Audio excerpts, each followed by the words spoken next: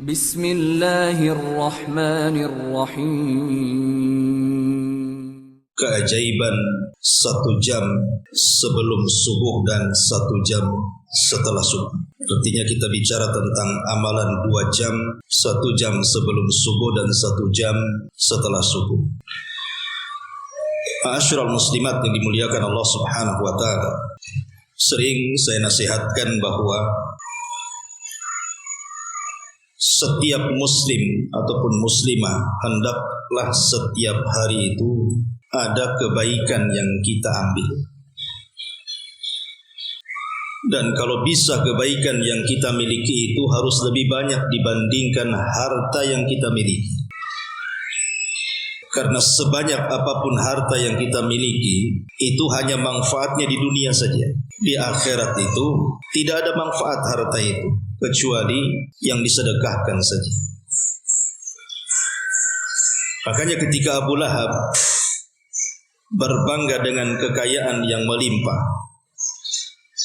kemudian mengatakan di hadapan rekan-rekannya dan mengatakan, kalau betul yang dikatakan Muhammad itu sayasla narang dzata lahab,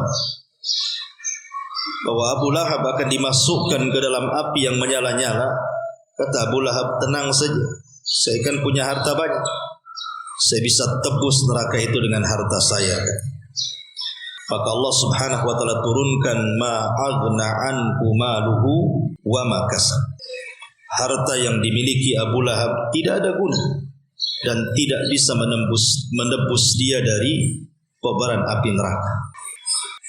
Bahkan harta itu sendiri yang akan memberatkan setiap kita kelak dalam hisabnya. Karena pertanyaannya juga bukan satu tapi dua. Min aina iktasabahu wa fima anfaqahu. Dari mana kau dapat, kemana pula kau belanjakan.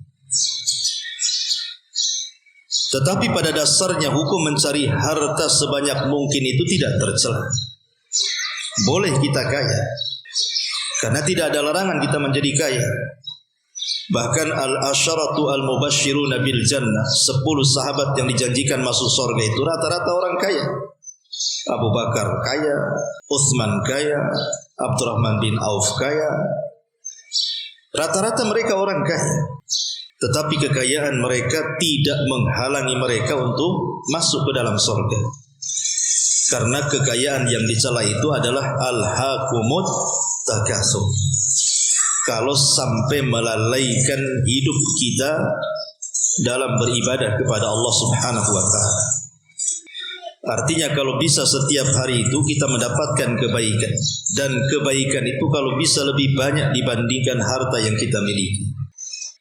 Makanya sering saya jelaskan bagaimana ashabul a'raf itu tertahan di antara surga dan neraka. Bukan mereka tidak punya kebaikan, tapi masalahnya kebaikan mereka itu setara dengan keburukannya. Jadi 50% kebaikan, 50% keburukan. Makanya tertahan di antara surga dan neraka. Mau masuk surga tidak bisa karena ada keburukan yang menghalanginya. Mau masuk neraka pun tidak bisa karena ada kebaikan yang menghalanginya. Kalau seandainya ashabul a'raf itu mereka memiliki sedikit kebaikan, supaya bisa kemudian memberatkan kebaikannya, entah dengan membaca Quran walaupun 1 huruf, ataupun dengan melaksanakan sholat walaupun 1 rakaat umpamanya, ataupun sedekah walaupun sebiji kurma, tentu dia tidak akan diletakkan di a'raf, pasti dia akan dimasukkan ke dalam surga. Karena sepakat ahli sunnah wal jamaah bahwa siapapun yang kebaikannya memberatkan timbangannya dibandingkan keburukannya, direct masuk surga. Tetapi ashabul a'raf itu tertahan karena kebaikan dan keburukannya seimbang. Makanya kalau seandainya kita bisa melebihkan kebaikan itu dari keburukan, beruntunglah kita. Dan itu kalau bisa setiap hari kita mendapatkan kebaikan, dan kalau bisa kebaikan itu harus lebih banyak dibandingkan dunia yang kita miliki. Dan itu dimulai dari setelah bangunnya kita dari tidur. Di situ banyak kebaikan yang kita bisa peroleh, baik 1 jam sebelum subuh ataupun 1 jam setelah subuh. Ini yang kita akan bahas. Ma'asyiral muslimin, muslimat yang dimuliakan Allah Subhanahu wa taala. Di dalam surah Az-Zariyat, tepatnya ayat 15 sampai 23. Allah Subhanahu wa taala berfirman, Innal muttaqina fi jannatin wa uyun akhidina ma atahum rabbuhum innahum kanu qabla dhalika muhsinin kanu qalilan minal laili ma yahja'un wa bil ashari hum yastaghfirun wa fi amwalihim haqqun lis-sa'ili wal mahrum wa fil ardi ayatun lil muqinin wa fi anfusikum afala tubsirun wa fis sama'i rizqukum wa ma tu'adun fa wa rabbis sama'i wal ardi innahu lahaqqun misla ma annakum tantiqun. Sesungguhnya orang-orang yang bertakwa mereka berada di taman-taman sorga dan di mata-mata air yang indah di sorga, sambil mengambil apa yang mereka telah berikan dari Allah Subhanahu wa taala untuk mereka. Sesungguhnya mereka sebelum itu, maksudnya di dunia, adalah orang-orang yang berbuat baik. Mereka sedikit sekali tidur di waktu malam, dan di akhir-akhir malam mereka memohon ampun kepada Allah, dan pada harta mereka ada hak untuk orang-orang miskin yang meminta dan orang miskin yang tidak mendapat bagian. Dan di bumi ini terdapat tanda-tanda kuasa Allah bagi orang-orang yang yakin, dan juga pada diri kalian sendiri. Maka apakah kamu tidak memperhatikan, padahal di langit terdapat sebab-sebab rizki kalian, dan terdapat pula apa yang dijanjikan Allah kepada kalian. Maka demi Tuhan langit dan bumi, sesungguhnya yang dijanjikan itu adalah benar-benar akan terjadi seperti perkataan yang kalian ucapkan. Ma'asyiral muslimat yang dimuliakan Allah Azza wa Jalla, perhatikan ayat surah Az-Zariyat ini, ayat 15 sampai 23. Sebelumnya Allah Subhanahu wa taala menceritakan tentang keindahan surga. Di surga itu ada taman-taman yang indah, ada mata air yang indah. Kemudian penduduknya mereka akan merasakan apa yang Allah anugerahkan kepada mereka. Kemudian Allah berikan alasan, innahum kanu qabla dzalika muhsinin. Kenapa mereka mendapatkan nikmat-nikmat itu? Karena sebelumnya ketika mereka di dunia, mereka banyak melakukan kebaikan. Apa yang mereka lakukan dari kebaikan itu? Kanu qalilan minal laili ma yahja'un wa bil ashari hum yastaghfirun. Karena mereka sewaktu di dunia itu sedikit sekali tidur mereka di malam hari. Dan apabila mendekati waktu subuh, waktu sahur, maka mereka pun senantiasa meminta ampun dengan istighfar kepada Allah Subhanahu wa taala. Kemudian di pagi harinya mereka pun bersedekah dengan harta-harta mereka kepada orang-orang yang berhajat dari kalangan orang miskin dan membutuhkan. Kemudian di ujung ayat Allah Subhanahu wa taala mengatakan wa fis sama'i rizqukum wa ma tu'adun.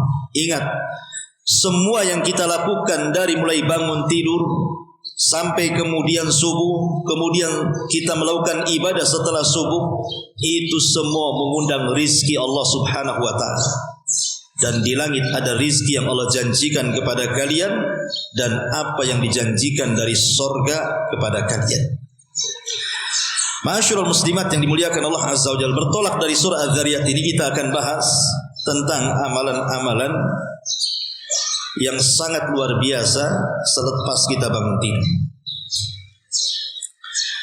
Di dalam sebuah hadis yang sangat ma'ruf yang sering ibu-ibu dengar, Nabi SAW mengatakan, Nabi SAW bersabda, yanzilu rabbuna ila sama'id dunya fi kulli thuluthil lailil akhir wa dzalika kulla lailatin. Jadi Allah Subhanahu wa taala turun di sepertiga malam akhir, dalam riwayat di pertengahan. Jadi ada dua riwayat, ada yang mengatakan di pertengahan malam Allah turun, dan dalam riwayat Muslim Allah turun di sepertiga malam akhir. Dan itu setiap malam. Jadi setiap malam Allah turun ke bumi. Kemudian Allah Subhanahu wa taala berfirman kepada seluruh hamba-hambanya dan mengatakan, man yas'aluni fa'utiyah, wa man yad'uni fa'astajibah, wa man yastaghfiruni fa'aghfirlah. Siapa yang meminta, kata Allah, ku beri setiap permintaannya. Siapa yang berdoa, ku kabulkan semua doa-doanya. Dan siapa yang meminta ampun, ku ampuni semua dosa-dosanya. Lihat di sini, Allah Subhanahu wa taala menawarkan 3 perkara. Silahkan meminta, silahkan berdoa, dan silahkan beristighfar. Ma'asyiral muslimat yang dimuliakan Allah Azza wa Jalla, sering saya buat analogi seperti ini. Ibu kalau seandainya kedatangan tamu, mungkin tamu bagi keluarga ibu itu sesuatu yang sangat istimewa. Entah orang tua yang sudah lama nggak ketemu, tahu-tahu mau datang ke Batam, mau jumpa dengan ibu, maka otomatis kemudian ibu akan menyambut tamu itu kan. Akan ditanya pesawatnya jam berapa.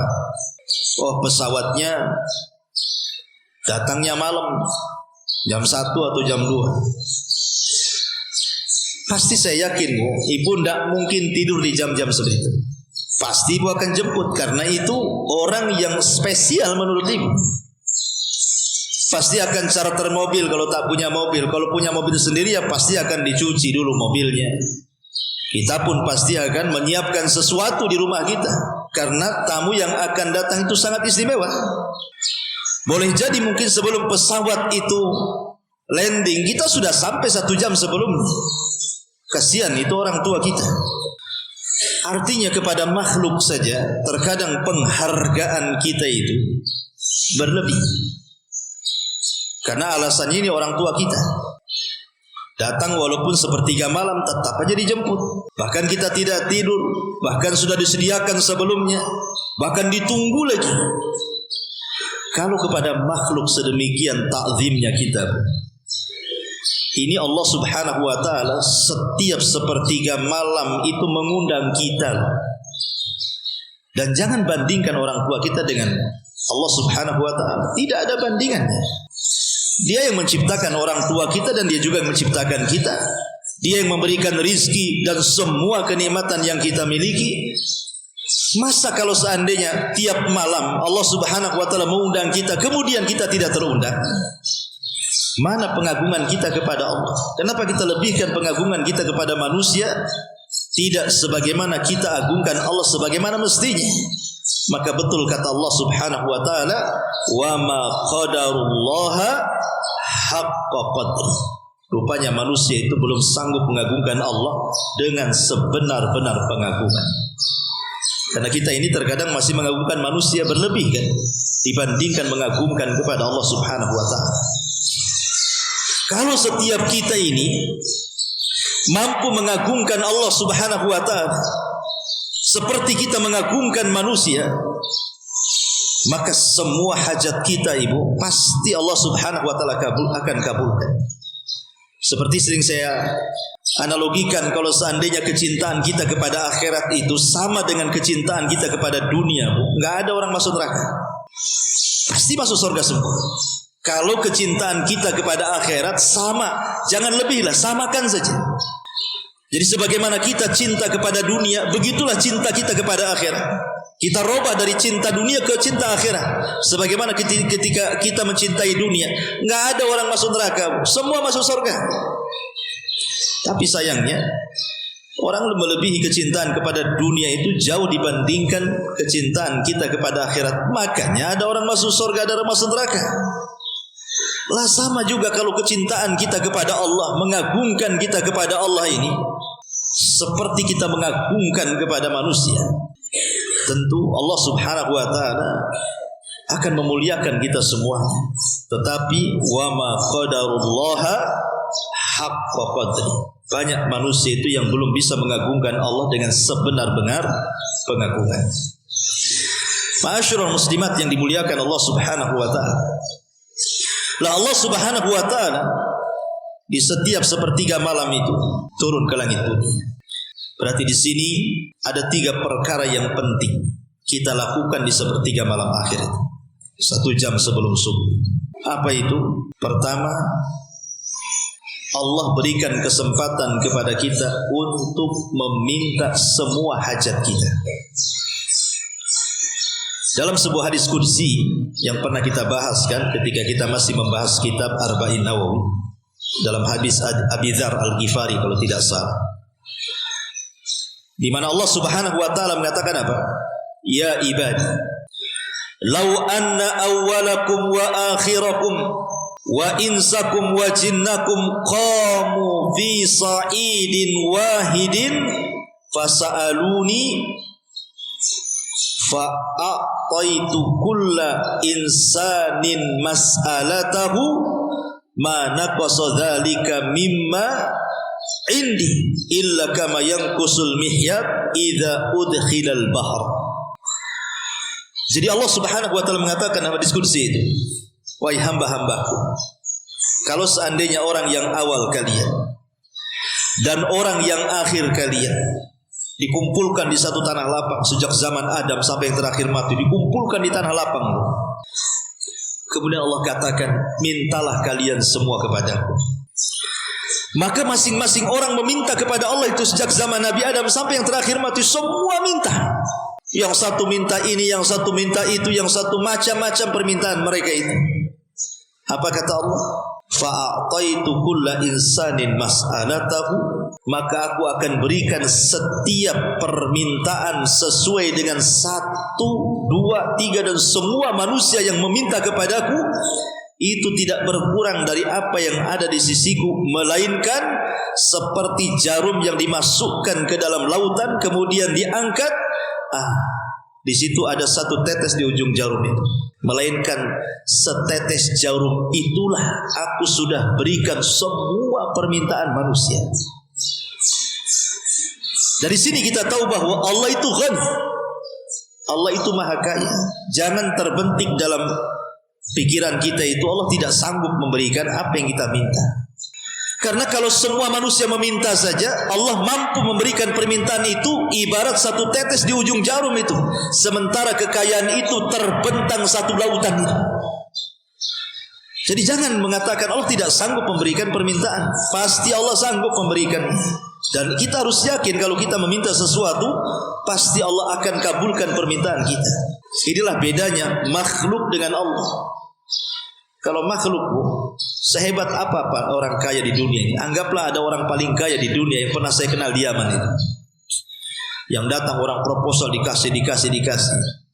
Ya, dia bisa memberikan mungkin 1 malam itu 200, 300 atau 1000 orang. Tapi kalau 1 dunia datang kepada dia membawa proposal, sanggup dia memberikan? Tidak sanggup lah kan gitu. Tapi Allah Subhanahu wa taala jangan lagi memberikan permintaan yang hidup hari ini. Kalaulah seluruh manusia dihidupkan sejak zaman Adam sampai yang terakhir mati, Allah sanggup memberikan sesuatu yang mereka minta kepada Allah. Inilah harus ditanamkan kepada kita, bahwa tidak ada yang mustahil bagi Allah Subhanahu wa taala. Maka dari sini Allah memberikan kesempatan kepada kita, Bu, untuk mengeluhkan setiap permasalahan kita dalam 1 hari ini. Ibu ada masalah apa? Karena setiap kita kan banyak masalah, Bu. Mungkin ibu nggak punya masalah. Entah masalah hutang, entah masalah kesehatan, entah masalah tetangga, entah masalah suami, entah masalah anak, macam-macam masalah itu.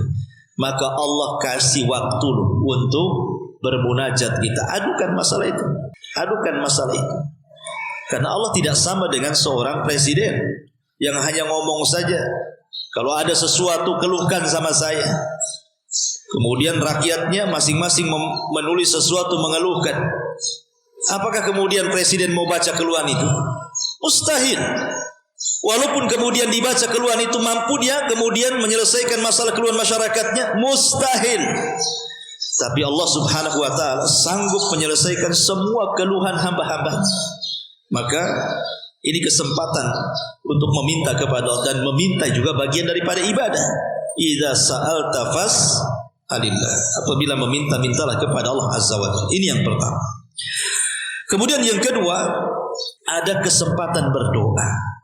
Kalau memintakan secara khusus, kalau doa ini secara umum, ya walaupun meminta bagian daripada doa, tapi doa ini kan secara umum.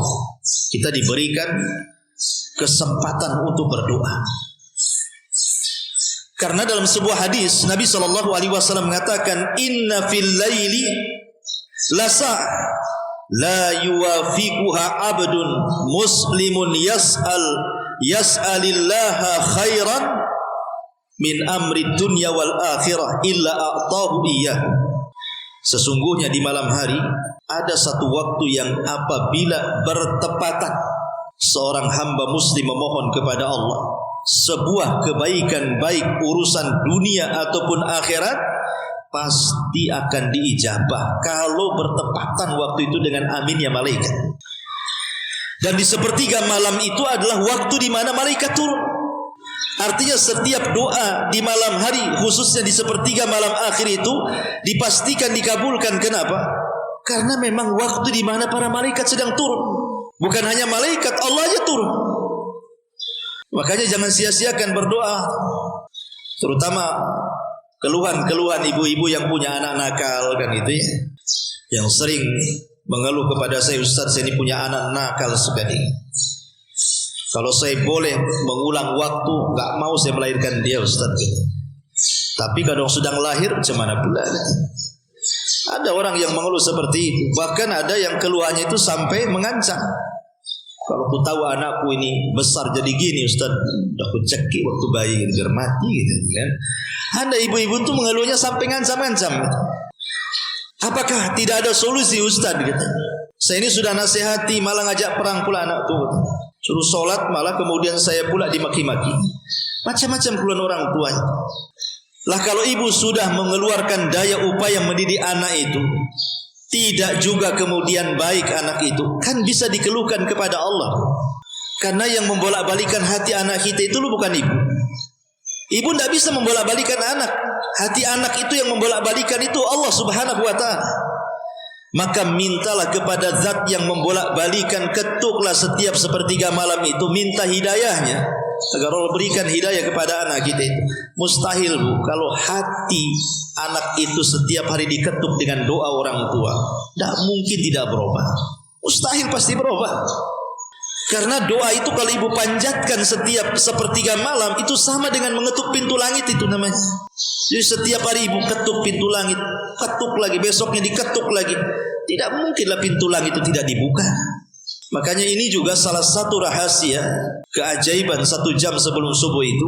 Di situ kita bisa mengetuk pintu langit. Kita bisa keluhkan loh persoalan ibu apa saja, keluhkan sama Allah. Entah anak nakal, entah utang yang banyak, entah suami yang kurang ajar, macam-macam lah. Ya. Sebab kalau seandainya dikeluhkan kepada manusia sampai kiamat nggak ada solusi. Sama manusia saja susah dapat solusi, apalagi kemudian mengeluh kepada benda-benda yang tidak jelas. Mengeluh ke dunia medsos mana bisa?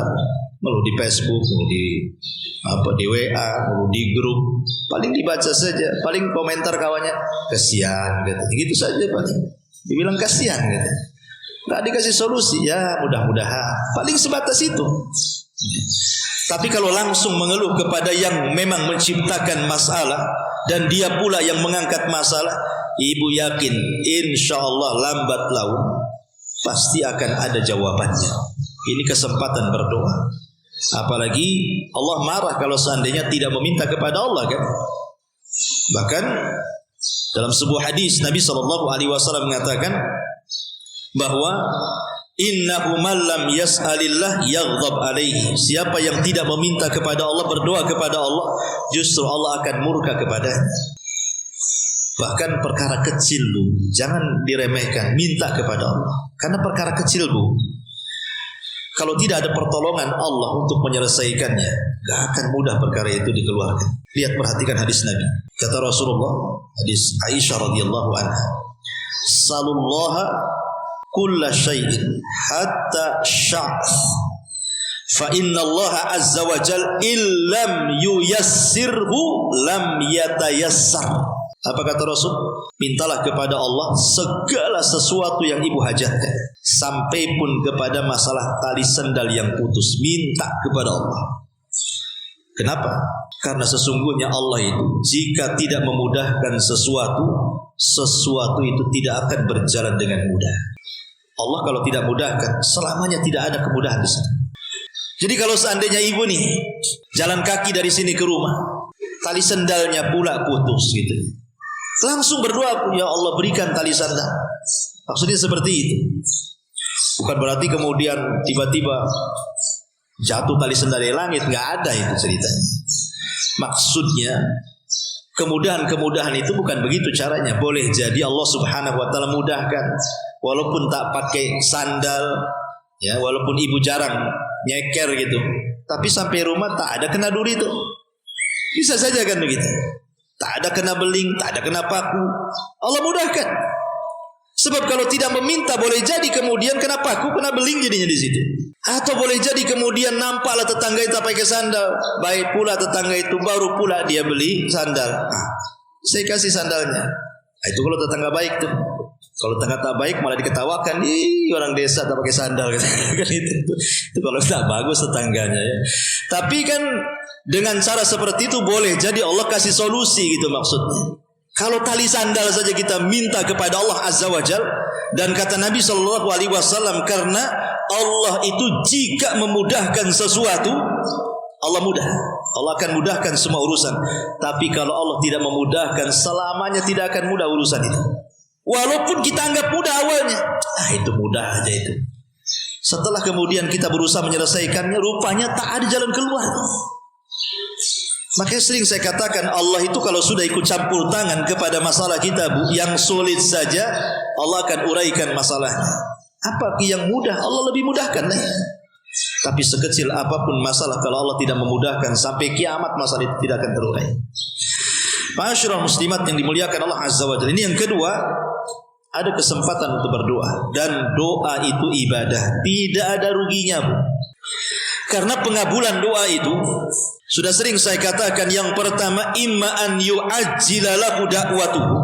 An yu'ajjila lahu da'watuhu, boleh jadi Allah segerakan permintaannya. Setelah berdoa sehari dua hari rupanya diijabah. Ada yang seperti ini. Wa imma an yaddakhiraha lahu fil akhirah, boleh jadi tidak dikabulkan doanya tetapi dijadikan sebuah tabungan pahala untuk meningkatkan derajatnya di sorga. Atau yang ketiga, imma an yansarif anhu minas su' mislah, ataupun boleh jadi dia dihindarkan dari mara bahaya yang kalau tertimpa lebih dahsyat dibandingkan permintaannya. Inilah cara Allah mengabulkan doa. Maka ini kesempatan di sepertiga malam akhir, 1 jam sebelum subuh itu, berdoa banyak-banyak, keluhkan masalah kita. Kemudian yang ketiga, kesempatan untuk istighfar. Kesempatan untuk istighfar kapan lagi? Istighfar ini adalah salah satu cara ibu dimudahkan semua urusan. Makanya ada hadis yang mengatakan apa? Man lazimal istighfar ja'alallahu min kulli hamin faraja wa min kulli dhikin makhraja wa razaqahu Allahu min haitsu la yahtasib.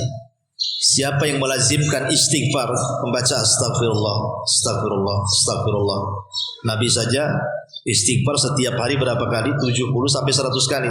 Kata Rasul, siapa yang melazimkan istighfar, membaca astagfirullah, maka Allah akan keluarkan dalam setiap kesedihannya kebahagiaan, dalam setiap kesulitannya jalan keluar, dan Allah berikan rizki dari arah yang tidak disangka-sangka. Itu harus yakin. Dan ini ada kesempatan istighfar. Apalagi dalam sehari ini, tidak mungkin kita tidak melakukan dosa, mustahil. Mulai kita bangun tidur sampai tidur itu, mustahil kita tidak melakukan dosa. Pasti kita melakukan dosa hari-hari. Entah dosa lisan, entah dosa mata, entah dosa telinga, entah dosa kaki, tangan, pikiran, dan begitu seterusnya kan. Maka kesempatan besar kita istighfar itu maksudnya apa? kita sedang meminta ampun di waktu yang tidak ada yang tahu kecuali kita dengan Allah. Dan ini bisa menggugurkan dosa yang kita lakukan di siang hari ketika kita melakukannya tidak ada yang tahu kecuali kita dengan Allah. Makanya sering saya katakan, dosa sembunyi-sembunyi itu memang mungkin dianggap biasa di zaman sekarang kan? Tapi bahayanya kan luar biasa. Kayak ibu pakai handphone nih kemana-mana, saya kira ibu punya handphone. Nah, mungkin tidak punya handphone. Pengemis saja punya iPad sekarang ini, layar sentuh lagi. Apalagi ibu kan pasti punya lah. Terkadang ibu ini kan nengok grup, baca grup, ataupun nengok YouTube, atau nengok Instagram, atau nengok apalah yang terlewatkan dalam medsos yang kita pegang itu. Tidak sadar kita ini sedang berbuat dosa sebenarnya. Entah di situ kita baca gibah atau menggibah gitu ya. Kita tidak tahu. Entah kita sedang copy paste masalah hoax, apalagi di zaman politik, kadang-kadang sarser nggak jelas. Atau kita menonton hal-hal yang tidak senonoh kita tonton, aurat-aurat. Atau boleh jadi mungkin yang kita tonton itu mungkin kekufuran, bid'ah, maksiat atau apa, kita tidak tahu. Dan terkadang yang kita tonton itu tidak ada yang tahu kecuali kita dengan handphone saja tuh. Dengan Allah yang menciptakan kita. Itu dosanya besar. Kenapa? Karena bisa menghapuskan pahala yang besarnya sebesar gunung Tihamah, kata Rasul. Jadi kalau ibu menghadap Allah itu membawa sebesar gunung Tihamah dosa, pahala, maka bisa digugurkan dengan maksiat sembunyi-sembunyi. Lah solusinya kata para ulama, biar tidak gugur pahala yang kita sudah tumpuk dalam satu hari itu dengan dosa-dosa yang kita lakukan secara sembunyi-sembunyi, maka lakukanlah amalan yang sembunyi-sembunyi yang tahu hanya kita dengan Allah. Dan itu bisa ibu lakukan dengan cara apa? Istighfar di 1 jam sebelum subuh. Siapa yang tahu? Tidak ada yang tahu, karena ibu dengan Allah saja. Nah, itulah caranya supaya balance gitu ya. Jangan sampai pahala kita hilang dengan dosa sembunyi-sembunyi, maka lakukan juga pahala sembunyi-sembunyi. Begitu caranya kata para ulama. Ya. Ini yang ketiga. Jadi meminta, berdoa, beristighfar.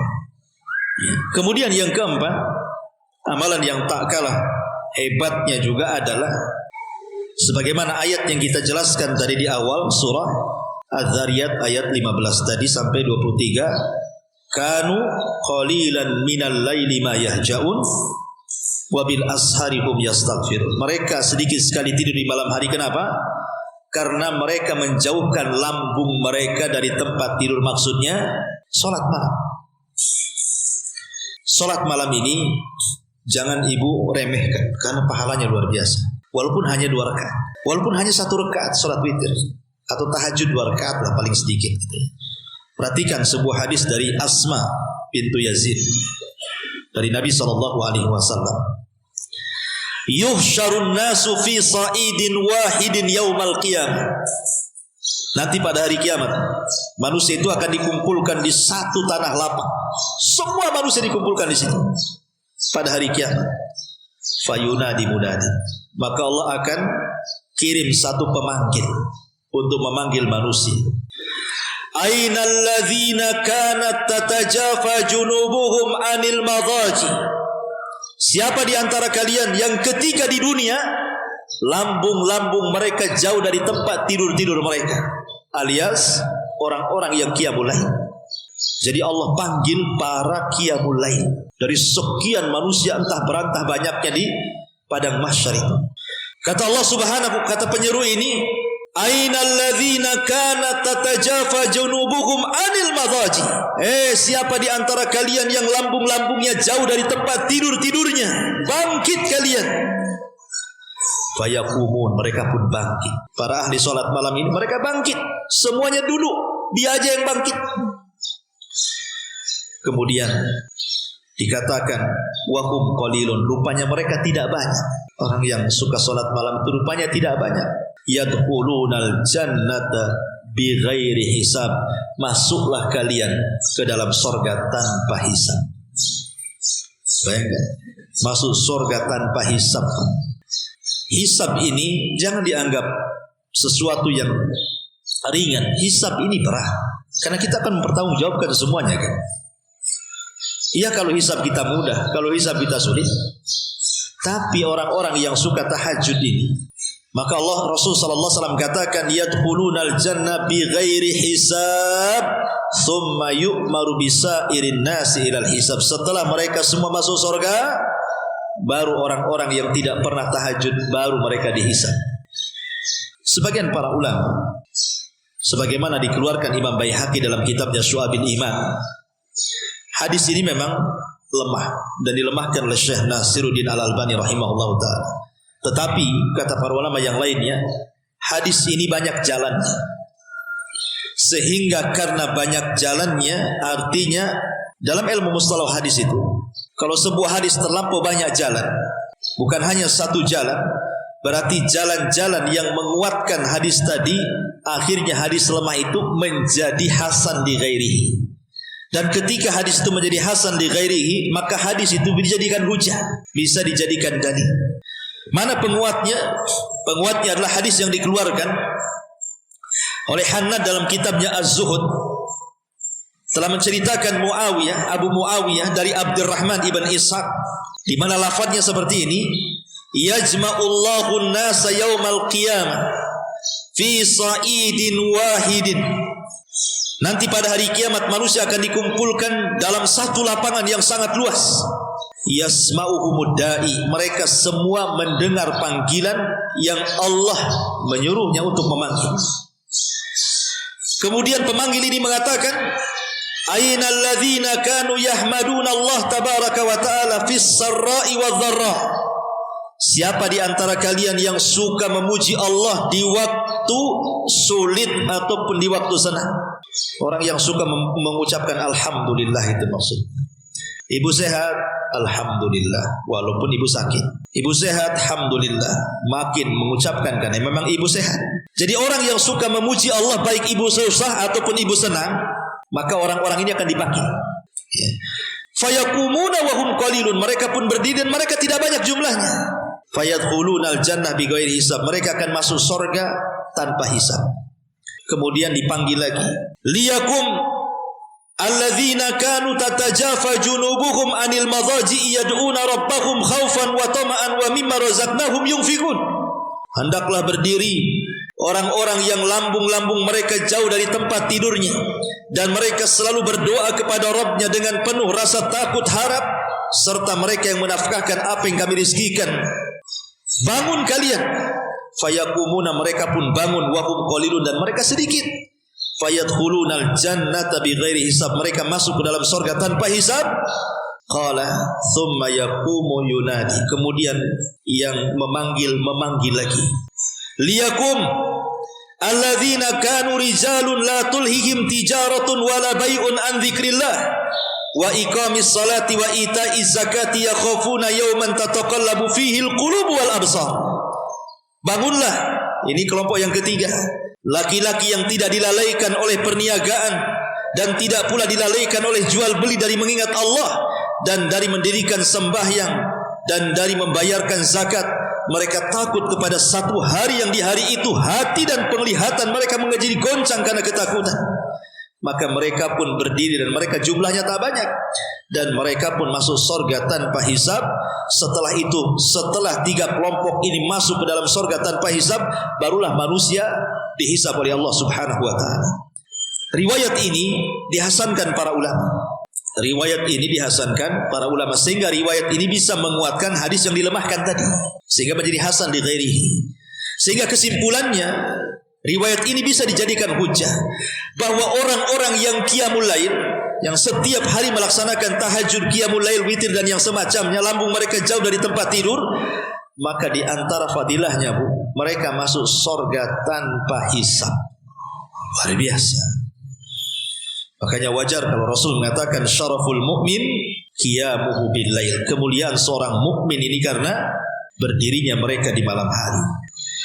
Ma'asyiral muslimin yang dimuliakan Allah Azza wa Jalla, inilah 4 amalan yang luar biasa kalau kita lakukan 1 jam sebelum subuh. Baru kalau sudah kemudian mendengar suara azan, ibu sudah lakukan.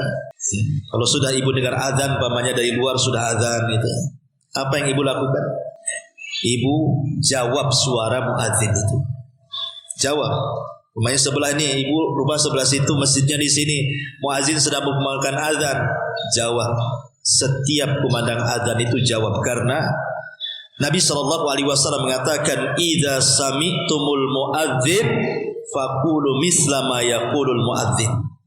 Apabila kalian mendengar suara azan, maka jawablah persis seperti yang dikatakan muadzin. Kecuali di hayya 'alataini, hayya 'alas shalah dan hayya 'alal falah. Maka lafadznya la haula wala quwata illa billah. Kalau yang lain ya sama dengan suara muadzin. Apa pahalanya, Bu? Lihat. Idza sami'tumul muadzin faqulu misla ma yaqul thumma sallu alaihi fa innahu man shalla alayya salatan sallallahu alaiha biha ashran thumma sallallahu lil wasilah fa innaha manzilatun fil jannah la tambagi illa li abdin min ibadillah wa arju an akuna ana huwa faman sa'alallaha lil wasilah halat lahu syafa'ah, kata Rasul. Maka barang siapa yang kalian dengar azan kemudian menjawab persis yang dikatakan muadzin, kemudian selepas itu kalian bersalawat kepada Nabi 1 kali, maka Allah akan bersalawat kepada kita 10 kali. Kemudian di ujung hadis Rasul mengatakan, siapa yang berdoa selepas azan maka dia akan mendapatkan syafaat Nabi SAW. Dapat syafaat. Ya. Jadi setelah kita membaca jawaban muadzin persis seperti yang diucapkan muadzin, selepas itu kita membaca doa azan, karena di situ ada salawatnya. Allahumma rabba hadhihi dza'wati tamma was salatil qa'imah ati Muhammadanil wasilata wal fadilah wa ba'athu maqaman mahmudan alladzi wa'adta innaka la tukhliful mi'ad. Cukup ibu baca doa ini, kata Rasul, halat lahu syafa'ah, syafaat sudah dapat dia. Dapat syafaat Nabi. Alhamdulillah. Jadi jangan remehkan mendengar azan, itu ada pahalanya, dan menjawab azan juga ada pahalanya. Bahkan siapa yang menjawab suara muadzin sampai kepada lafaz la ilaha illallah, penuh keikhlasan dalam hatinya, dakhalal jannah, maka dia akan masuk surga. Riwayat Muslim. Jadi jangan remehkan mendengar suara azan. Kemudian setelah azan, apalagi ibu di situ? Di situ ada doa antara azan dan qomat. Okelah ibu tidak ke masjid, ya, tapi kalau memang bagusnya kalau subuh ibu datang aja ke masjid, karena sahabiah di zaman Rasul kalau subuh datang ke masjid. Jadi wanita-wanita di zaman Rasul itu kalau subuh mereka datang ke masjid. Karena tidak ada satupun riwayat para sahabiah wanita-wanita di zaman Rasul yang sholat jamaah kecuali subuh. Kalau yang lain tidak ada riwayatnya. Ya, maksudnya riwayat para sahabiah jamaah duhur, jamaah asar, maghrib atau isya tidak ada riwayatnya.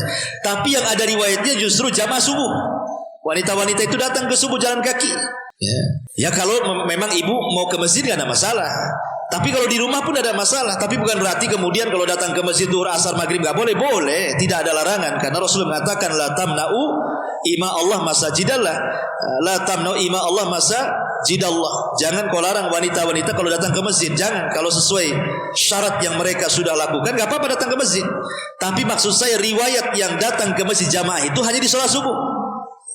Kenapa coba sahabiah itu mereka datang di sholat subuh?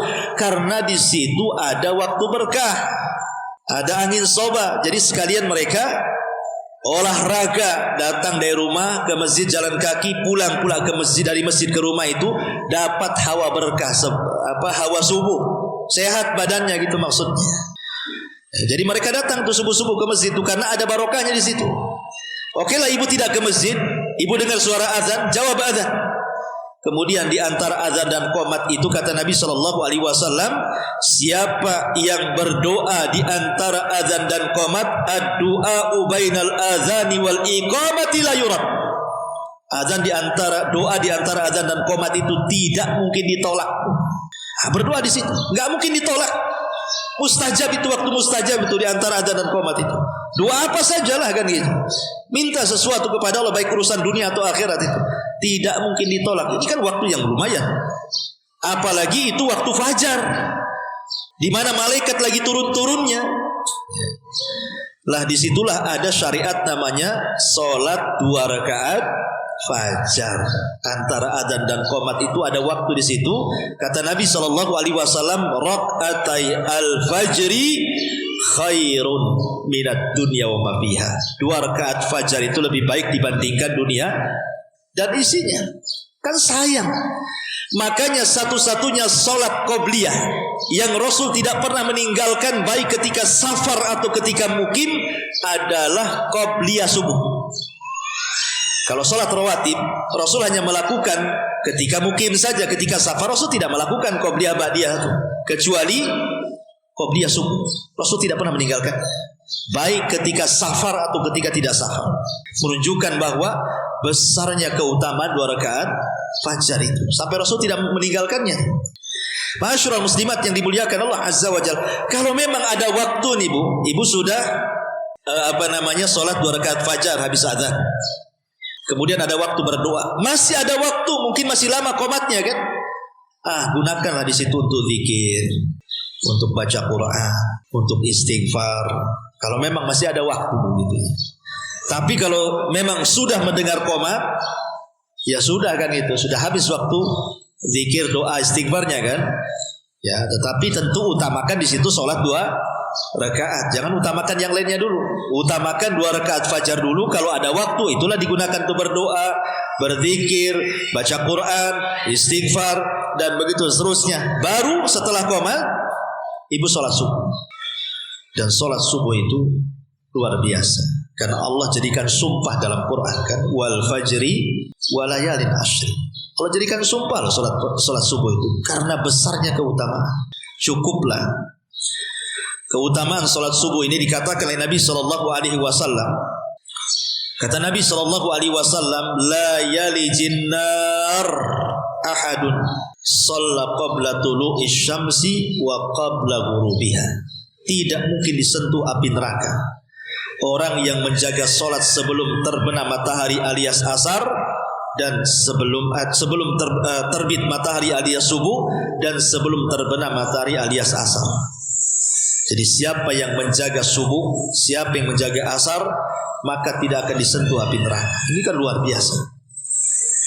Bahkan sampai-sampai Nabi SAW mengatakan, barang siapa yang sholat subuh itu Bu, berjamaah, bagi laki-laki tentunya, maka seolah-olah dia telah menghabiskan malamnya dengan qiyamul lail.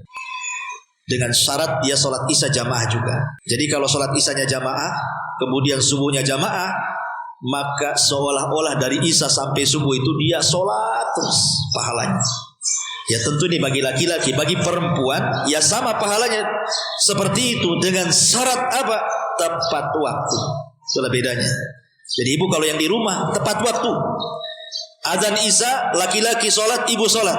Azan subuh laki-laki sholat subuh, ibu sholat, maka pahalanya sama ya. Tapi kalau ibu kemudian meremeh-remehkan, ya tidak sama lah. Meremehkan beda dengan orang yang sholat pada waktunya. Ma'asyiral muslimat yang dimuliakan Allah Azza wa Jalla. Kemudian selepas sholat subuh, disinilah 1 jam setelah sholat subuh pun tidak kalah pahala besarnya dibandingkan 1 jam sebelum subuh juga. Kenapa demikian? Kenapa demikian? Karena Nabi SAW bersabda, Allahumma barik li ummati fi bukuriha. Ya Allah, berkahi umatku di waktu paginya. Dan keberkahan itu mulai dari selepas subuh sampai terbit matahari. Itu waktu berkah, waktu yang sangat berkah. Makanya kenapa ada 3 waktu yang kalau bisa ibu jangan lewatkan. Ada 3 waktu ibu jangan lewatkan dalam 1 hari ya. Pertama, waktu menjelang berbuka kalau ibu puasa Senin Kamis umpamanya kan. Yang kedua, waktu sepertiga malam. Dan yang ketiga, waktu selepas subuh sampai terbit matahari. Ini waktu istimewa. 3 waktu ini istimewa. Menjelang berbuka bagi yang Senin Kamis, sepertiga malam 1 jam sebelum subuh, dan 1 jam setelah subuh. Ini waktu berkah. Bahkan para ulama mengatakan di waktu inilah rahasia hidup manusia dalam 1 hari. Jadi kalau ibu ingin diberkahi dalam 1 hari mulai dari pagi sampai sore, maka di waktu pagi inilah rahasianya. Minta kepada Allah supaya ibu dapat rezeki yang baik. Minta kepada Allah supaya ibu diberkahi anak-anaknya, keluarganya, kehidupannya, tidak diganggu orang, ya, ibu bisa lancar semuanya, dimudahkan urusannya. Minta tuh di waktu pagi itu, dari subuh sampai matahari. Disinilah rahasia berkahnya.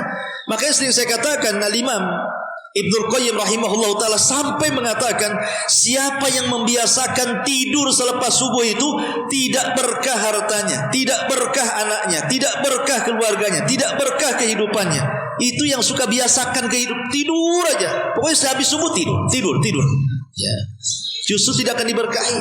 Kalau sekali-kali nggak apa-apa lah, namanya orang terkadang capek kan gitu ya, wajar sekali-kali tidur. Tapi kalau sudah dijadikan kebiasaan habis subuh tidur, Bu, nggak akan berkah tuh hidupnya. Kenapa? Karena saat Allah turunkan berkah dia tidur.